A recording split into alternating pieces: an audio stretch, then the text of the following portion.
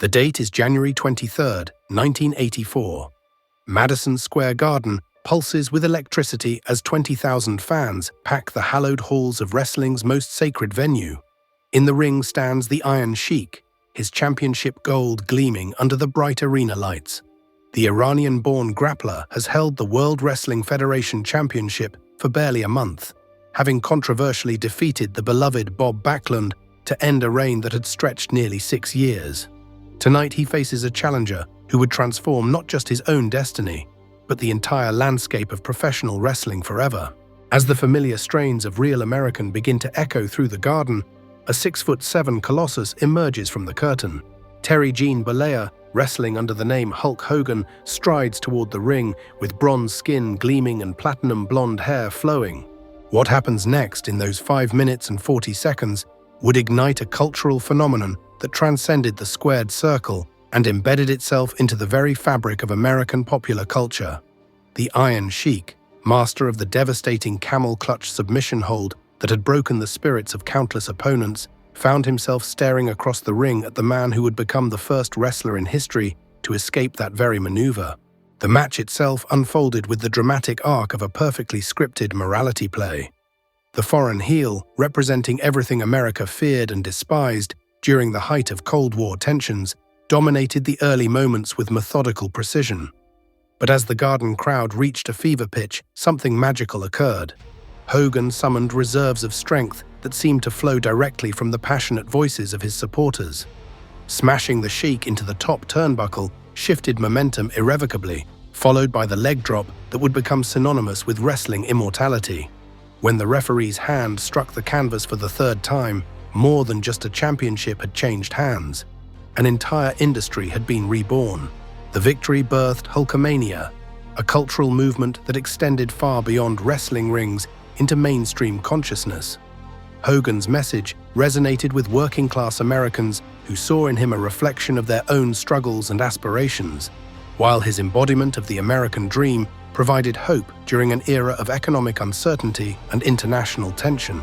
Tragically, he passed away at the age of 71, leaving behind a legacy that towers above all others in the pantheon of sports entertainment. His impact transcended mere athletic achievement, transforming him into the most iconic figure in wrestling history, a cultural ambassador who brought legitimacy and mainstream acceptance to a form of entertainment that had long existed in society's margins.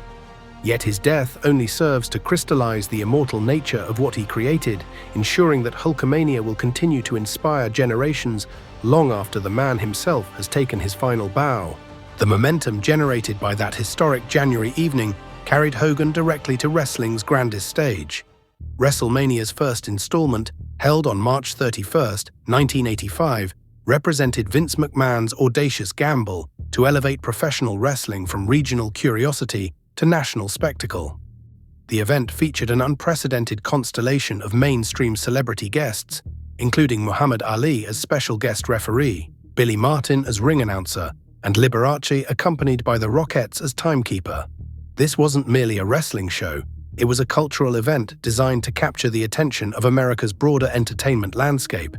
Hogan's main event against the villainous duo of Roddy Piper and Mr. Wonderful Paul Orndorff, with Hollywood actor Mr. T as his unlikely tag team partner, exemplified the event's ambitious scope. The match itself, while not a technical masterpiece, served as a perfect vehicle for Hogan's larger-than-life persona. The moment immortalized Hogan not just as a wrestling champion, but as an entertainment icon capable of sharing the spotlight with Hollywood's elite. WrestleMania proved that professional wrestling, when properly packaged and promoted, could capture mainstream America's imagination. Hogan stood at the center of this transformation, his charismatic presence serving as the bridge between wrestling's carnival roots and its entertainment future.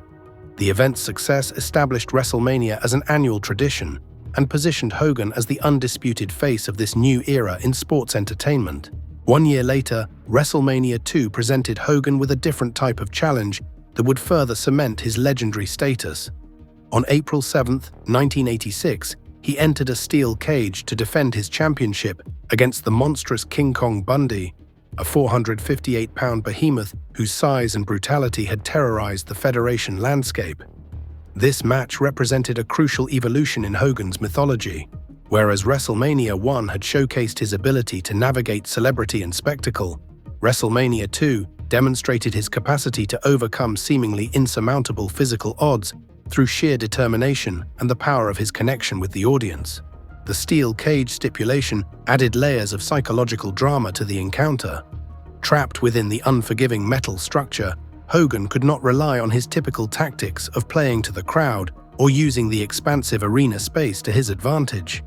Instead, he faced the claustrophobic reality of being locked in confined quarters with a monster whose primary objective was inflicting maximum physical damage. Bundy had previously attacked Hogan on television, leaving his ribs heavily bandaged and creating genuine concern about the champion's ability to compete effectively. The match's early moments saw Bundy systematically dismantling Hogan's protective tape, exposing the injured ribs to further punishment. The Giant's avalanche splash and devastating body attacks seemed to drain the life from Hogan's muscular frame. Yet in wrestling's greatest tradition, the champion's darkest moment preceded his most triumphant breakthrough. The crowd's unwavering support seemed to fuel a supernatural transformation, enabling Hogan to power slam the massive Bundy and scale the steel cage to victory. This match immortalized Hogan by proving that his heroic persona could overcome any physical disadvantage, establishing the template for countless future encounters where his ability to hulk up would transform certain defeat into glorious victory. However, it was WrestleMania 3 on March 29, 1987, that elevated Hogan from wrestling superstar to global cultural phenomenon. The Pontiac Silverdome housed over 93,000 screaming fans for what wrestling historians universally recognize as the most significant match in the industry's history. Across the ring stood Andre the Giant, the eighth wonder of the world, an opponent whose very presence challenged everything fans believed about Hogan's invincibility. Andre had remained undefeated for 15 years, his 520-pound frame representing an almost mythological force of nature that had never been conquered by any mortal wrestler. The storyline leading to this encounter had been crafted with Shakespearean complexity. Andre, once Hogan's friend and ally, had turned heel in a betrayal that shocked the wrestling world to its core. The Giant's motivations transcended simple championship aspirations. He sought to prove that Hogan's heroic persona was merely an illusion, that when faced with true physical superiority, the Hulkster would crumble like any ordinary man. The match represented more than athletic competition. It embodied the eternal struggle between David and Goliath, with millions of viewers worldwide invested in the outcome. The early moments seemed to validate Andre's confidence. When Hogan attempted his signature body slam barely 1 minute into the contest, the Giant's immense weight proved too much to handle. Andre crashed down on top of the champion, nearly securing victory through the very move that had symbolized Hogan's dominance for 3 years.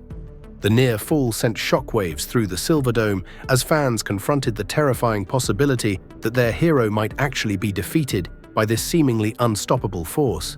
But wrestling magic operates according to its own mystical laws, and when the moment demanded transcendence, Hogan delivered perhaps the most iconic sequence in sports entertainment history. As Andre attempted a big boot, Hogan ducked and rebounded off the ropes with a clothesline that sent the Giant crashing to the canvas for the first time in the match. The crowd erupted as Hogan began his famous hulking up routine, his muscles visibly expanding as supernatural energy coursed through his frame. Then came the moment that would be replayed countless times across decades of wrestling programming. Hogan hoisting Andre's massive bulk above his head in a scoop slam that defied both physics and belief. The subsequent leg drop and 3 count created one of television's most powerful emotional climaxes.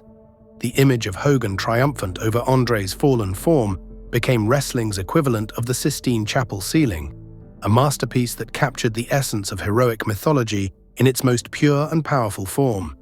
This match immortalized Hogan by proving he could deliver on the ultimate stage against the ultimate opponent, transforming him from entertainer into legend. The final match in this pantheon of immortal encounters took place on April 2, 1989, at WrestleMania 5 at Atlantic City's Trump Plaza. The explosion of the Megapowers pitted Hogan against his former tag team partner and best friend, Macho Man Randy Savage, in a bout that elevated professional wrestling's storytelling capabilities to unprecedented heights. The emotional complexity of this encounter surpassed anything the industry had previously attempted, presenting a narrative rich enough to satisfy the most sophisticated dramatic sensibilities. The mega-powers had been formed when Hogan and Savage joined forces, with Miss Elizabeth serving as their shared manager and the emotional center of their alliance. For months, fans had invested deeply in this partnership, believing that the combination of Hogan's heroic charisma and Savage's intense athleticism represented wrestling's perfect team. However, subtle tensions began emerging as Savage's paranoia about Hogan's relationship with Elizabeth grew into consuming jealousy. The storyline's psychological realism elevated it above typical wrestling angles, presenting genuine human emotions within the industry's larger-than-life framework. The match itself showcased both wrestlers at their absolute peak, combining technical excellence with emotional storytelling in ways that hadn't been seen before. Savage's desperate attempts to maintain his championship against his former friend created genuinely dramatic moments, while Hogan's reluctance to fully unleash his aggression against someone he had once considered a brother added layers of complexity rarely seen in wrestling narratives. Elizabeth's presence at ringside served as a constant reminder of the personal relationships that had been destroyed by ambition and jealousy. When Hogan finally overcame Savage to reclaim the championship, the victory felt simultaneously triumphant and melancholy. Unlike his previous WrestleMania victories, which had represented clear-cut triumphs of good over evil, this win came at the cost of a genuine friendship and the dissolution of wrestling's most beloved partnership. The match immortalized Hogan by demonstrating his ability to carry complex emotional narratives while maintaining his heroic persona, proving that his appeal transcended simple morality plays and could encompass genuinely sophisticated storytelling.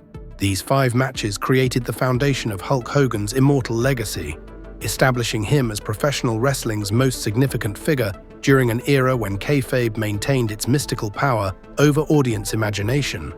While the 1990s would bring numerous memorable encounters and storyline developments, by 1990, Hogan had already achieved legendary status through these definitive performances. The strength of kayfabe during this period amplified each victory's impact, allowing fans to invest completely in the presented reality without the cynical distance that would later characterize wrestling viewership.